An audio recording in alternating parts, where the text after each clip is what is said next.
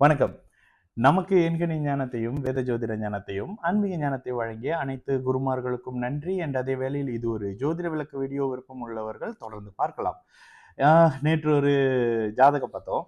அந்த ஜாதகத்துல அவங்க கிட்ட நான் ஒரு விஷயம் சொன்னேன். அம்மா, இந்த புதன் தசை உங்களுக்கு இந்த குறிப்பிட்ட காலகட்டத்துல வருது. அந்த நேரத்துல உங்களுக்கு ஜோதிடத்தில் அதிக ஈடுபாடு வரும். ஜோசியம் பார்ப்பீங்க. இது சிலர்கிட்ட சொல்றது உண்டு. எதனோட அடிப்படையில சொல்றோம் அப்படின்னு பார்த்தீங்கன்னா, ஒரு ஜாதகத்தில் ஓகே. இந்த வீடியோ பார்க்குறவங்க எல்லாருக்குமே உங்களுக்கு ஜோதிட ஆர்வம் இருக்கிறனால தான் ஜோதிடத்தை பார்க்குறீங்க. அதாவது என்னோட கொஞ்சம் ஈஸியா இருக்கு அப்படின்ற மாதிரி பார்க்குறீங்க. இதுல நீங்க இத பார்த்து புரிஞ்சுக்கிறீங்க அப்படின்னா, உங்களுடைய ஜாதகத்தில் புதன் தனித்து வலுவான அமைப்புல இருக்காரு. ஏன்னா, கணிதன் அப்படின்னு சொல்லக்கூடிய புதன் உங்களுக்கு ஜோதிடத்திற்கு காரக பிளானட். ஓகேங்களா? இதுல நீங்க மிதுனத்தோட புதன் கொஞ்சம் வலுத்து ஸ்ட்ராங்கான அமைப்புல இருக்கும் பொழுதும், சந்திர கேந்திரத்தில் புதன் இருக்கும் பொழுதும், சந்திரனின் அதியோகத்துல சந்திரனுக்கு 4, 7, 10 அல்லது சந்திரனின் ஒளியை பெறக்கூடிய அமைப்புகள்ல 6 சந்திரனுக்கு 6, 7, 8ஆம் இடத்துல இருக்கக்கூடிய சந்திரன் உங்களுடைய ஜாதகத்துல இருந்து நீங்க புதன் சம்பந்தப்பட்ட ராசி லக்னங்களாக இருந்து இருக்கும் பொழுது உங்களுக்கு ஜோதிடம் விளங்கும். ஓகேங்களா? இதுல உங்களுடைய புதன் குருவோட சம்பந்தப்பட்டிருக்காரு, குருவின் பார்வையால சுபத்துவப்படுத்தப்பட்டிருக்காரு, குருவோட சேர்ந்து இருக்கிறாரு அப்படின்னும் பொழுது நீங்க ஆன்மீக ரீதியா ஜோதிடத்தை புரிஞ்சுக்குவீங்க. ஆனா நீங்க எப்படி புரிஞ்சுக்கிறீங்க அப்படின்றத வச்சு ஜோதிடம் செயல்படாது. ஜோதிடம் இயல்பாக எப்படி இருக்கு அப்படின்றதுலதான் ஜோதிடத்தின் தனித்துவமே இருக்குல்ல. நம்ம இந்த இந்த ராசிக்கு இவங்க அப்படின்னு சொல்லலாம். பட் ஜோதிடம் எனப்படுவது உங்களை தனித்து செயல்படக்கூடிய கிரகங்களின் நிலை தானே தவிர அது ஒரு ஆன்மீக அமைப்பு இல்லை, பஞ்சாங்கம் இல்லை. பஞ்சாங்கம்னா ஆன்மீகத்தோட சம்பந்தப்பட்டது.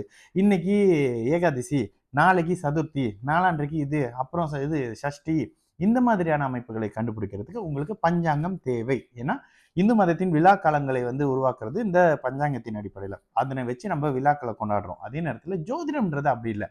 ஒரு தனி மனிதனின் ஃபியூச்சர் எப்படி இருக்க போகுது, அவர் எப்படி வாழ போறாரு, அவருக்கு இந்த பிரச்சனைகள் வரப்போதா, அவருக்கு குழந்தை இருக்கா, குழந்தை இல்லையா, திருமணம் இருக்கா, திருமணம் இல்லையா, வீடு இருக்கா, அமையுமா, அமையாதா, இது மாதிரியான அமைப்புகளை இருக்குமா இருக்காதா அப்படின்றத துல்லியமாக கவனிக்கிறது தான் இந்த ஜோதிடம். துல்லியமாக கண்டறியக்கூடிய ஒரு மிகப்பெரிய சாஸ்திரம். இதுல தனித்த புதன் மிகப்பெரிய யோகா அமைப்புல வர்றாரு. குருவோட கம்பேர் பண்ணும்போது புதனுக்கு 30% பார்வை தான் இருக்கு. அதாவது 30 விழுக்காடு தான் குருவை நிகராக வைக்கும் பொழுது புதனுடைய அமைப்பு. ஆனா அந்த புதனின் 30 விழுக்காடு அமைப்புகள் தனித்த புதனை மிகப்பெரிய சிறப்பாக ஜோதிடத்தில் சொல்லப்படுகிறது. இது எத்தனை பேர் நோட் பண்ணியிருக்கீங்கன்னு தெரியல. தனித்த புதன், தனித்த புதன். சுபர்கள் அப்படின்னு சொல்லும் பொழுது குரு, சுக்கிரன், பௌர்ணமி சந்திரன், தனித்த புதன் அப்படின்ற வார்த்தையை அடிக்கடி நான் யூஸ் பண்ணியிருப்பேன். தனித்த புதனுக்கு அந்த மாதிரியான ஒரு அமைப்பு இருக்கு. ஏனென்றால் புதன் சனியோடு சேரும் பொழுது, பாபர்களோடு சேரும் பொழுது பாபராகவும், சுபர்களோடு சம்பந்தப்படும் பொழுது சுபர்களாகவும் மாறி மாறி செயல்படக்கூடிய வேறு தன்மை இந்த தனித்த புதனுக்கு இருக்கு. இதுல உங்களுக்கு நல்ல அமைப்புல ஜோதிடம் வருதா? ஓகே, ஒரு எக்ஸாம்பிள் சொல்லணும் அப்படின்னா, நட்பு ஸ்தானத்துல 8ஆம் இடத்தோடு மறைந்த புதன் உங்களுக்கு ஜோதிட சாஸ்திரம் மட்டுமின்றி இந்த சாஸ்திர அமைப்புகள்ல வேதங்களாக இருக்கட்டும், தாந்திரிக மாந்திரிக அமைப்பு, இதுல தாந்திரிக மாந்திரிகத்துக்கு சனி ராகு சம்பந்தப்பட்டிருந்தாலும் அந்த நாலேஜ் உங்களுக்கு சித்தி பெறுறதுக்கு, செயல்படுறதுக்கு, உங்களுடைய மைண்ட்ல ஸ்டோர் பண்றதுக்கு புதன் அப்படின்ற ஒரு ஸ்டோரேஜ் உங்களுக்கு தேவை. ஓகேங்களா? ஒரு ஜோசியர் ஒரே நேரத்துல கட கட கட கடன்னு இது பண்ணி அவ்வளவு யோசிச்சு அத்தனை காம்பினேஷனையும் பண்ணி உங்களுக்கு இது நடக்குது அப்படின்னு ஒரு வார்த்தையில சொல்லுவாருல்ல, இதுதாங்க புதன். இந்த புதன் உங்களுடைய ஜாதகத்துல தனித்து இருக்கிறாரு அப்படின்னா பலம்.